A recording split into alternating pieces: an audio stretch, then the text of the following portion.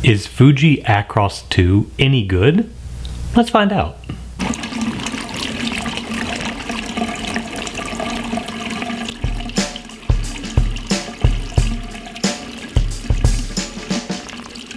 I wanted to do some more film comparisons to Tri-X like I began earlier in the year.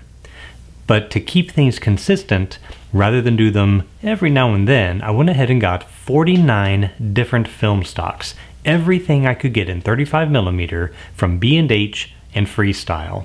So unless they were out of stock, I got a roll of it. Now, if this part of the video seems familiar, it's because I'm using this portion of the video for all 49 of them rather than record it 49 times. So if you want to skip ahead to the H&D curves or the prints, time codes are right over here. For those of you that haven't seen this part of the video before, here's what I've done. So I wanted to use each film with the exact same shot, which is a headshot of me with a Kodak Gray Card Plus, which happens to have a red, blue, and green patch, a cyan, magenta, yellow patch, and then a dark and a neutral flesh tone. Then, with those shots taken, I bracketed every shot in third of a stop so that we can make sure we have a negative of equal shadow density to the base target film of Tri-X. Now, the reason I use Tri-X is because it's just been around for a long time and it's a very popular film. So it's a good base film to compare everything to. Then, once everything was developed, which was developed in D-76 at stock for the manufacturer's recommended time, I printed everything on Ilford using the exact same aperture, contrast settings, developer, and everything. The only thing I changed was my exposure time, and that was to make sure that I compensated for any base fog variation from one film stock to another. Other than that, everything was left the same so that we can have a comparison of just the qualities of the film.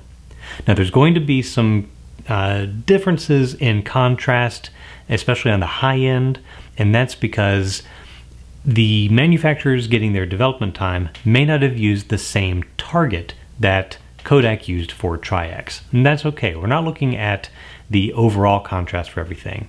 What we're really looking at is grain characteristics, tonality, how the film treats the shadows versus the highlights, that sort of thing.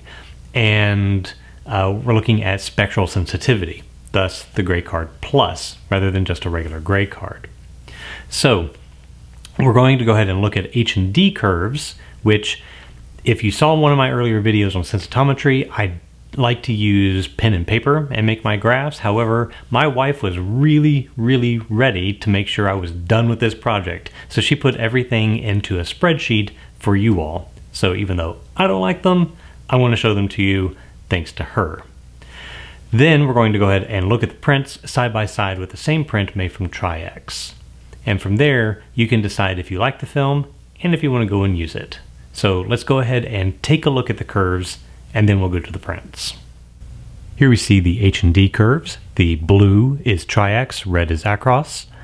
We can see that the overall curves are pretty similar. The Acros does have a higher density on the right, that'd be the shoulder end. That is mostly just from a different developing time. So they can be matched on the top end through changing the developing time for either one or both. But overall, what we want to see are peaks and valleys in the shadow areas and the highlights. And if we look close, we'll see that we have peaks in the curve down in the shadow area that pretty much match in the same position. And then as we go to the right, we'll see that there are peaks and valleys at pretty much identical locations, meaning that both of them are treating just about every portion of the curve exactly the same. So where there is good separation in the shadows for one, there is pretty much an equal amount in the other. And then as you go up to the highlights, the same thing. Here we have our prints. So I've got Tri-X on this side, Acros II on this side. So as a reminder, here is our card that we photographed, we've got our dark flesh tone, our medium flesh tone, red, green, blue, cyan, magenta, yellow. So first, let's go ahead and look at the spectral sensitivity of this film.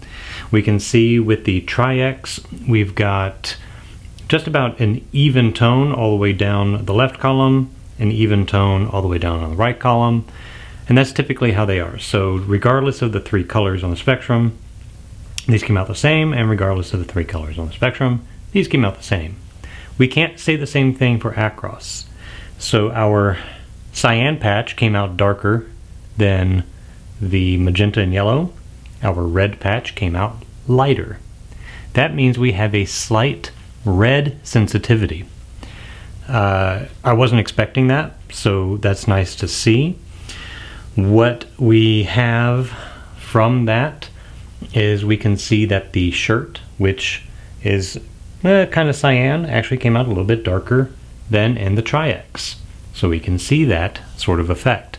We can also see what I thought was necessarily a contrastier look on my face may not actually be more contrast. We can see that the flesh tone here in my skin, which as you can see from my hand, tends to be a little on the red side, came out lighter here, whereas the red tones on my skin with the Tri-X are probably a little bit more natural.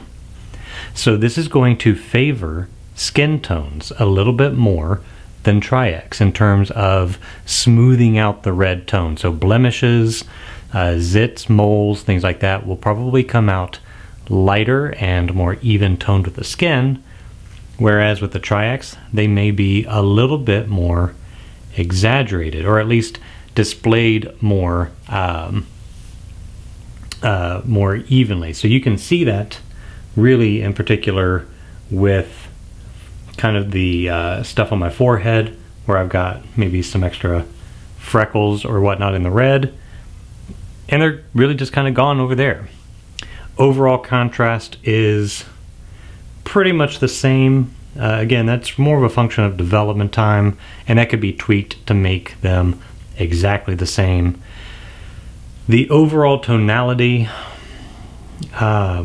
we can see here our blacks, our grays, our whites came out to really kind of the same there.